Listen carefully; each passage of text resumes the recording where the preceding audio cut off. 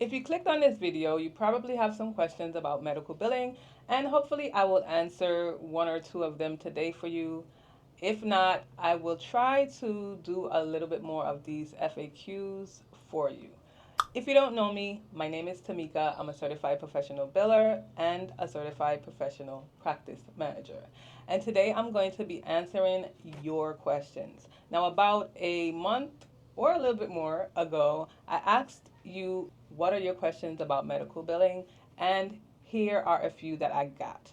So I have about 10 of them. Some of them were more than one question within that one question for that one person. So it kind of came up to about 10 or so questions. So let's jump into it. I'll be looking at my phone to read the questions, and I will probably put them on the screen as well. So the first question is from Jamaica, and she has about 3 questions within her questions. And the first one is, are there specific resources that you use to keep up with medical billing guidelines like CMS? So, yes. There, for sure, CMS, which is the Center for Medicare and Medicaid Services, they have their website, and I think that is one of the best resources that you can have. Sometimes payers, or most of the times, payers will follow the guidelines of Medicare. And Medicare is one of the biggest payers, so they usually follow the guidelines of Medicare. So I would definitely say CMS, which is the website is cms.gov. I would definitely say to follow CMS. There is a newsletter, I believe, so you should sign up to that newsletter. And then for your local Medicare, which is, for me, it's First Coast Service Options. For others, it might be Novitas, and that depends on where you're located, where you're billing for. And I would suggest that you also sign up to their newsletter, because your local MAC may have different guidelines or a little bit of tweaks here and there for their Medicare services. I would also tell you to sign up to other payer sites. So that would be, payers like United Healthcare, Cigna, um, Aetna, APW. I'm just naming out a few because there are a lot more payers out there. But I would recommend that you sign up to their website as well, so that when they come out with new stuff, when they give you, resources and stuff like that, that you can actually know when things are being updated and how that works when it comes to billing. Another resource could be, billing books in general, billing magazines. I always speak about the billing magazine that I get through AAPC, and then there is a billing magazine that I used to get, the BC magazine. And I'm sure there are several others, but I would also recommend those because sometimes it can be a lot of information for you to get when you are going through the different, CMS, United Healthcare, Blue Cross, all of those. It can be a lot of information. And sometimes when you go through the magazines, they kind of put articles for a specific time. Every year CMS has new guidelines about the CPT codes and stuff like that. So they will probably cover that. So it's just, an array of resources. So I hope that was helpful, that you make sure that you do sign up to CMS. You make sure that you sign up to the payer websites if there are any billing magazines, and I say magazines because with magazines they would have continuous updates. So a magazine will be, done in January, and in, maybe February, March, and each issue of that magazine will probably have up-to-date information for you. The thing about billing is that it keeps changing. Where you might feel like you know everything before, and you don't have to learn anything new. That is not the right attitude to have with billing, because there's always something changing. So no matter how long you have been in billing, you will always need to stay updated. And with magazines, again, the issues change each month, and so you will get updated information. For a book, I also read different books about billing, but with books, it's usually just for that time. So if a book was created in 2025. It's not like if you read it in 2026, 2027 that the information in the book is going to be updated. It's not. It's going to be up until the point of when the book was published. So I usually wouldn't say that.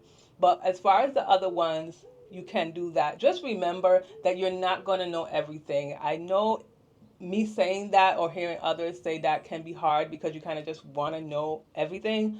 But unfortunately, it does not work like that. So you just have to stay up on it. I would say that when you sign up to these newsletters, make sure you read them.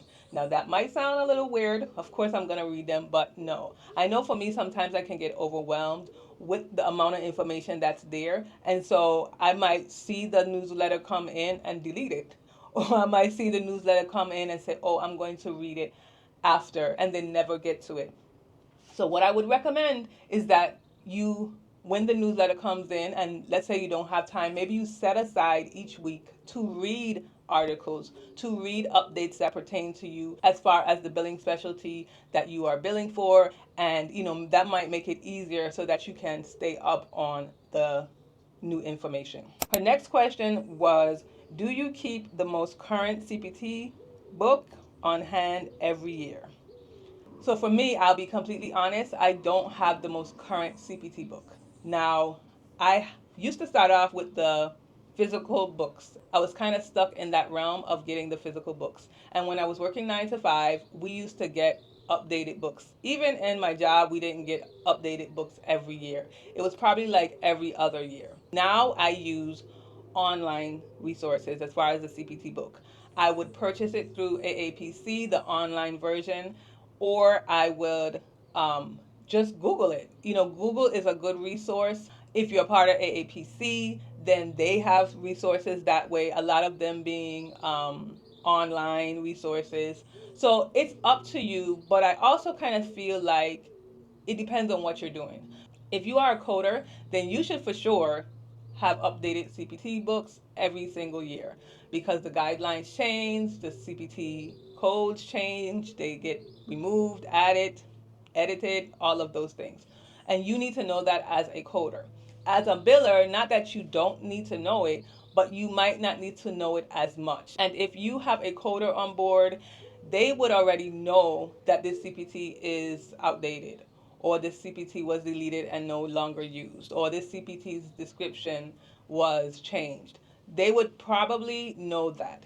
If you don't have a coder on board, CPTs change, and like I said, some get added. It's not done that much or as frequent.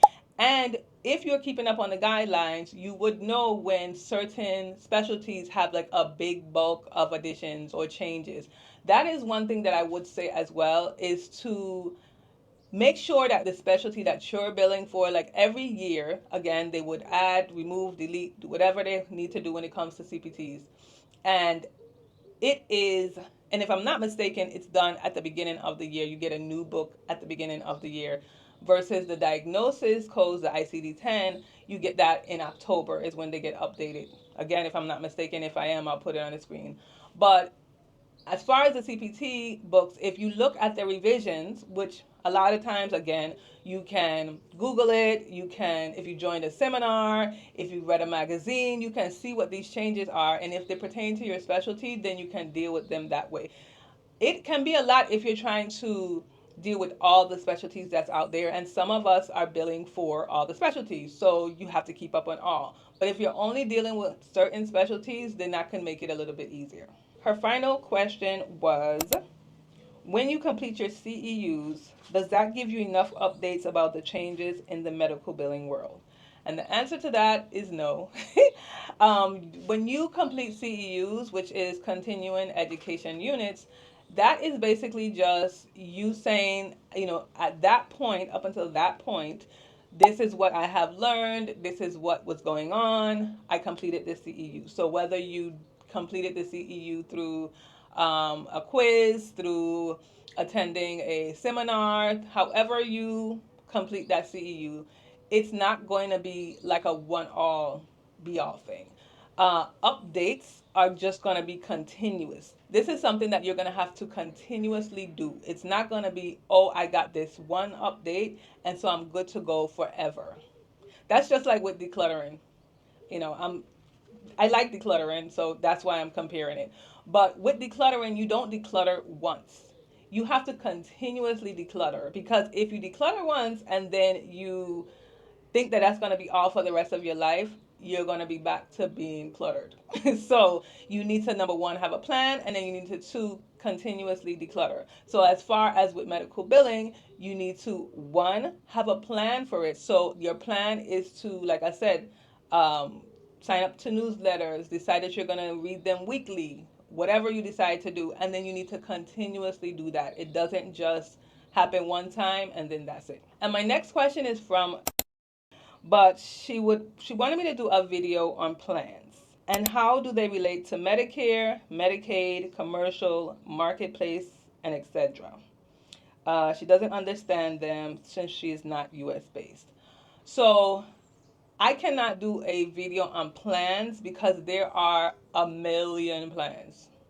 I can try to give an idea about plans in general, which is how I plan to answer this question. But as far as different plans are concerned, so she listed Medicare, Medicaid, commercial, and marketplace. So the marketplace is pretty much a plethora of different plans. That's where patients can choose which plan they want. Medicare and Medicaid are federally funded plans. So those are plans that the government fund, right? And then commercial is a mixture, I would say, kind of. So, and I say that because a commercial plan, being Cigna, Blue Cross Blue Shield, Aetna, all of those things, can also have a Medicare plan. And that's where like Medicare Advantage comes into place. So pretty much you want to separate them by Medicare, Medicaid. There's also TRICARE, which is for, veterans and military.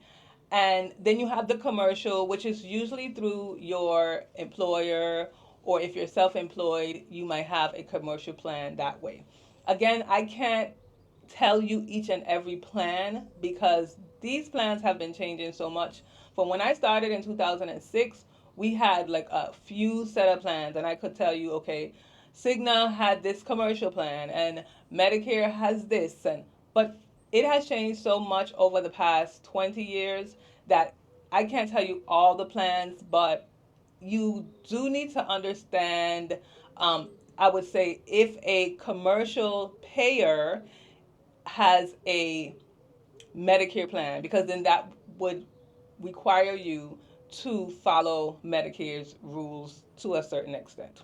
So I hope that helped. Like I said, it's kind of hard to actually tell you about all the plans. It's just something that you will get accustomed to, depending on which state you're billing for, or what you're, who you're billing for, what state you're billing for.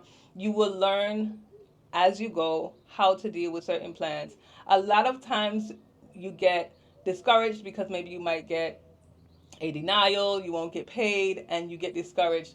But the only way for you to learn about different plans is to actually work that plan, see how it goes, and that's the only way for you to actually get to know the plans. Her next question was, why would someone buy Medicare Advantage when he has Medicare itself, which I suppose is without premium? So first and foremost, Medicare is not without premium. When you have Medicare, you are paying for Medicare through your Social Security. So Medicare's premiums, change, they go up all the time. And again, it is through your Social Security. A person would get Medicare Advantage because I actually think some Medicare Advantage plans, where Medicare has a deductible, covers 80%, the patient has to pay 20%. The Medicare Advantage plans, a lot of them may say that you don't have a 20% or you don't have a deductible. And so then the patient is kind of incentivized to work with a Medicare Advantage plan versus the regular Medicare. Or they may say that the Medicare Advantage plan may say that they cover stuff that Medicare doesn't cover. So let's say if Medicare didn't cover eyeglasses, I'm not saying that they don't, but let's say they don't. the Medicare Advantage plan would say that they will cover eyeglasses, and so they kind of incentivize the patient to work with that. My problem with some of these Medicare Advantage plans is that, first of all, a provider has to be in network with, or for the most part, a provider has to be in network with that Medicare Advantage plan in order for them to cover it as in network, which is something that a lot of providers don't understand. And so as long as they are with Medicare, they've they are participating with Medicare, so they feel like, oh, okay, this is a Medicare Advantage plan, so they should pay me as well. And that doesn't work, because you might be a participating provider for Medicare, but for a specific payer's Medicare Advantage plan, you're not. And so then the patient has maybe a bigger out of pocket, or it's the provider is not getting paid the full amount, because again, Medicare Advantage plans are usually through commercial payers. So that is that. So as far as Medicare not having a premium, Medicare definitely has a premium. And for the most part, I believe the Medicare Advantage plans have a premium. I don't think that they're, well, the only one that I know of, I could be completely wrong, but the only one that I know of that you don't pay a premium is, let's say, Medicaid. You don't pay for Medicaid, and then Medicaid covers the services that you have, or the services that they say are allowed.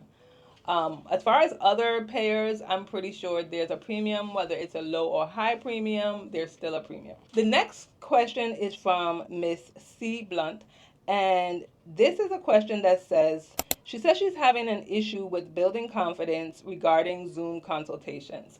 And I'm going to assume this is for an independent contract work or a medical billing business you're trying to get clients. And so I can totally understand, because I've been there.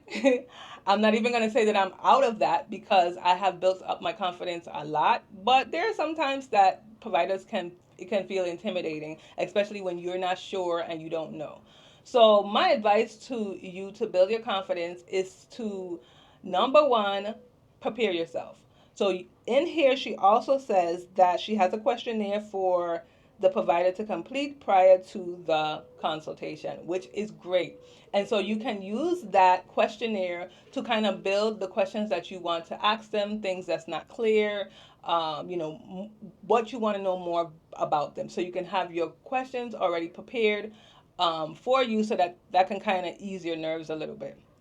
You can also have ready and prepared what services you want to provide, what specialty you want to bill for, what are some duties or things that you want to do, because maybe you might just be wanting to deal with payment posting. And so if I throw you off as a provider and say, I need a full billing business, to do my stuff. I need them to do claims, to do payment posting, to do AR, blah, blah, blah, blah, blah, blah, and you weren't prepared, you might just say yes to something that you didn't want to do. But if you already have in your head that I just want to provide payment posting, and you might say, well, maybe I'm open to doing other things, but you need to have that already in your head, because when you're in the meeting and you are getting asked questions and stuff like that, you probably will feel a little bit, like, I need to say yes, or, oh, if I don't say yes about this, then they're going to go with someone else. But if you're sure about what you want to do, if you have a plan already, when you're in the meeting, you can stick more to that plan. Then when you're in the meeting, again, it's just going to take you doing it over and over and over again. Remember that a big part of billing, independently or as a billing business owner, is that you're going to have to communicate with the provider.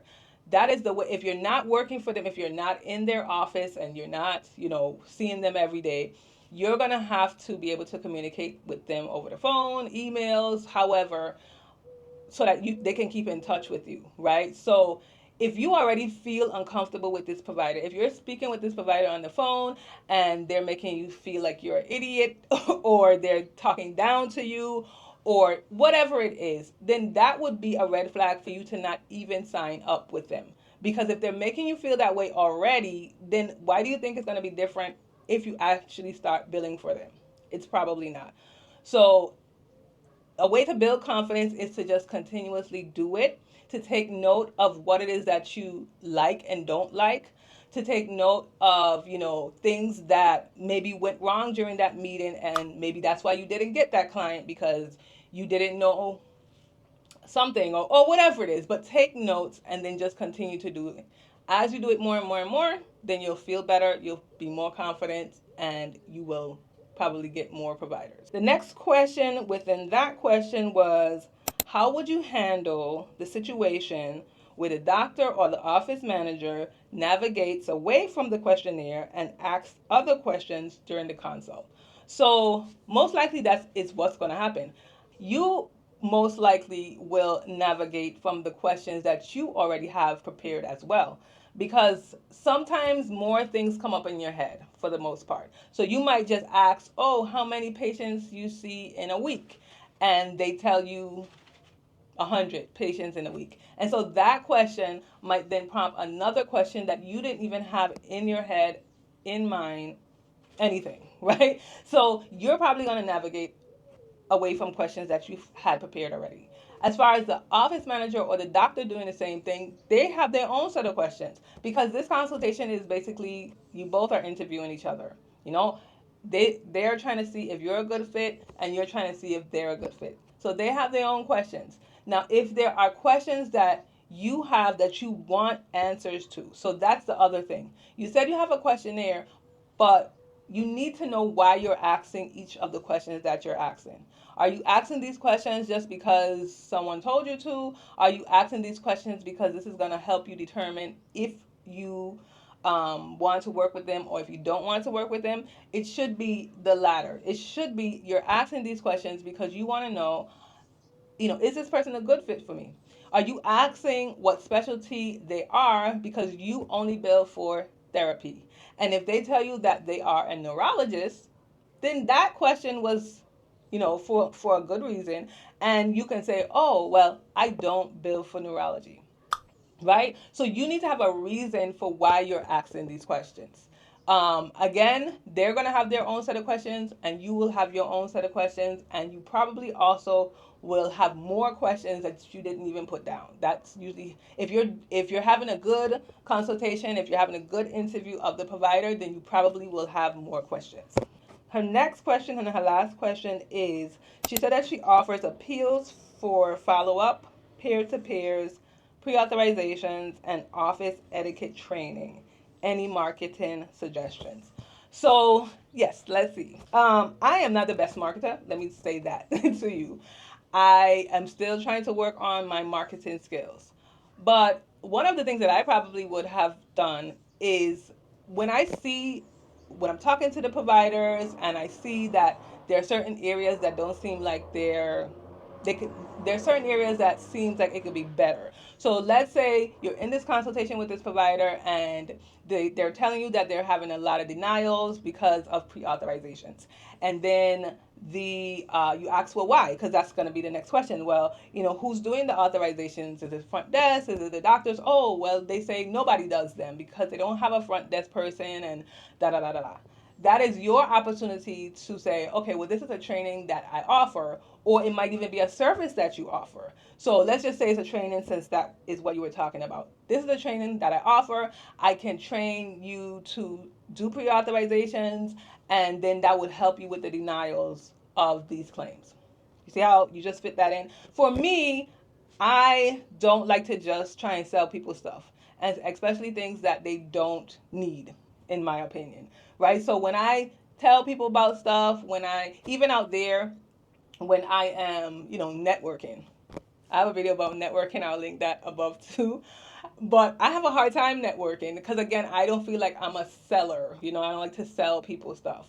So I tend to, kind of not do that selly, pushy thing. But if there's something that I feel like I can do that can help you, that can benefit you, then I will tell you about it. And that's my way of doing it. I'll tell you about it, and you will make the decision whether or not you want it or you don't want it. So even with the providers that I have now, I see right now that they can use some front desk training, which is something that I do. And in my next meeting with the provider, I am going to recommend that they do a front desk training. So that's how I work.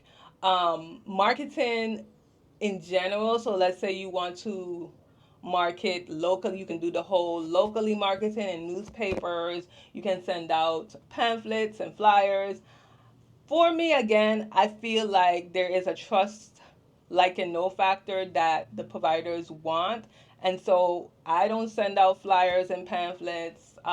If I do go into a provider's office, I kind of want them to see me, meet me. I can talk to them, leave my card, and I'm not just a random person. So for me, marketing is more of a relationship, getting to know people and seeing what they need. So that would be my suggestion. Also, if you have any questions that you want answered, you can leave them below.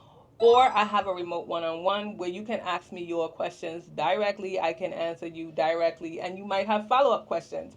So then I can actually answer those follow-up questions at the time of the remote one-on-one. The link is always in the description box. So then I have two more questions that I kind of just threw in there. And I got these questions from the remote one-on-ones that I do. And so the next question is, what reports doctors expect when billing for them? Now, this was a big question because you hear about when you work for a doctor, they want reports, which is true because I think they already have that in their head that they should have reports. But another thing that I try to keep in mind is the fact that number one, not every provider is going to want the same report. Number two, a lot of the providers don't even read the reports. They may not do it because they don't have time, or they do it because they don't understand. And so my first thing is when I sign on a provider, I want to find out, and I had to figure this out. So this didn't happen from the beginning, right? Let's put that out there. This didn't happen from the beginning. From the beginning, I was just throwing in reports. I was throwing in, agent reports, this report, that report, just because I felt like I'm supposed to give them a report. But then I realized, okay, no, that's not how it needs to work. So my thing is that I would ask the provider, what is it that you want to know monthly? Most of the times, it is that they want to know how much revenue they are bringing in. So if they want to know how much revenue they are bringing in, boom, then you give them a revenue report. Most likely with how much patient payments they get monthly and how much insurance payments they get monthly.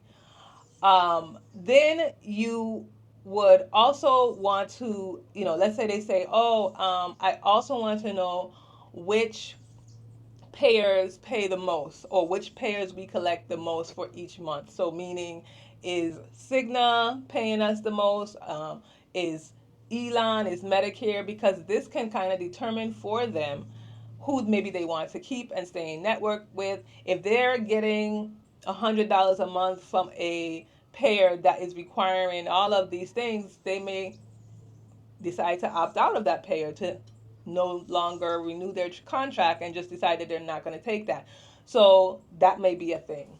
Some other reports they may want agent reports. So let's say, let me rewind back a little bit because it also depends on what you're doing for them. Because billing is not a one size fit all.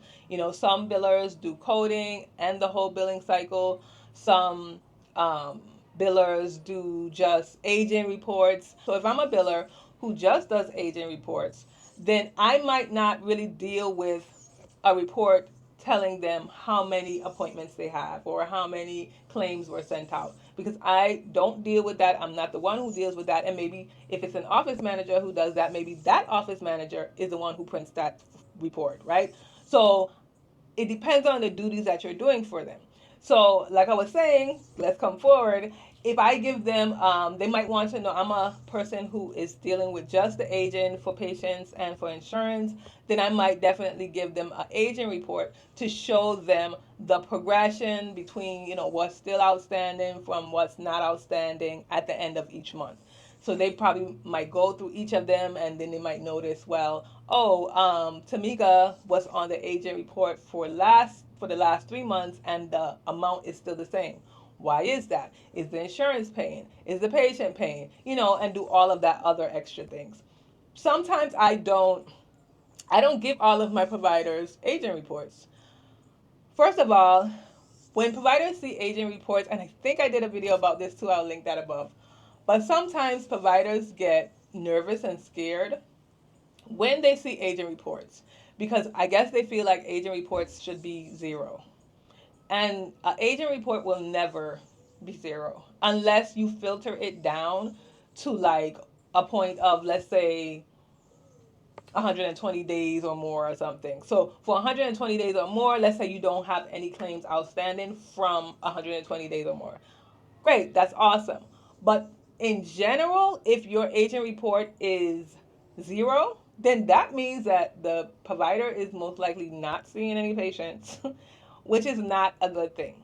So I don't necessarily give all of my providers agent reports. If they ask for it, of course, I will give them, but I don't give them all agent reports.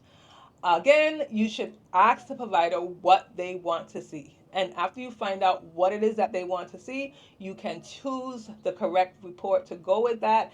And you can also make it into a way where they can understand.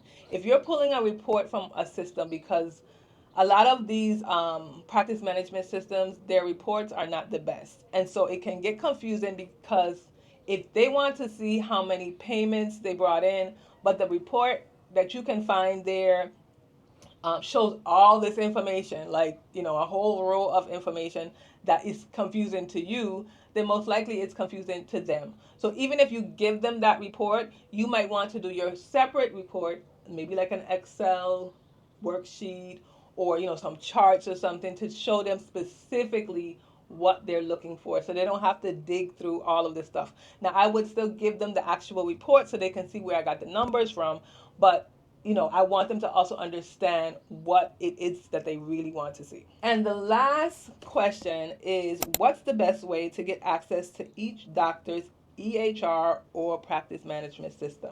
First, you may not know, number one, should I be using the doctor's system or should I be using my own system? So to answer that question quickly, it depends on preference of you and preference of the provider. A lot of providers that I have dealt with like their system, want to stick with their system, and is not going to change their system because you have a system, right? So if I've been using, eClinicalWorks for years, I want a new biller, and the biller wants me to switch everything over to their system, I don't know, Tepper or something, they might not want to do that. So me as the biller might say, oh, I am great with eClinicalWorks and I'm only going to choose providers who have eClinicalWorks. That's another way to look at it. It all depends on you. As far as me, I work in the system that the provider has. Number one, I do that because I don't want the responsibility of having all of the providers' information, documentation, all of those things, and they don't have access to it. I feel that a provider needs to have access to their system. Number two, I like to learn new systems. I'm in like 4 systems right now that I am learning that is new, and it could get frustrating, don't get me wrong. But I love computers. That's a part of what my degree is in, and I like it. So I choose to do it that way. But you can choose to say, again, like I said, I'm only going to work with this particular system or these particular systems. And so, you that's the ones that you're going to work in, and that's just going to be it. So as far as the question of which is the best way to access these systems, you can access them. Most of them nowadays are online, and so you just get a login from the provider and you can actually log into the system because they're online. There are some that I have worked in which are server based. So they're not online, they're on the server. And so if you're not in the office, you can remotely log into the office network and then you can get on the system that way. So those, or which I didn't really think about this one because I'm not doing it and I'm not sure. But if you are a biller and you decide that you want to go into the office, then you will go into the office and log on how you would regularly log on. Again, the online versions are becoming more and more prevalent, so that's normally how you would do it. You would get a username and password from the provider and you can log on anywhere as long as there's an internet. service secure, you know, access to that system. I hope these questions were helpful for you. Don't forget to schedule your remote one-on-one if you have additional questions that you probably want specific for you and you want to know how to deal with it. The link is in the description box. If you have questions in general, you can actually also put them in the comment section, and I will see you again in my next video.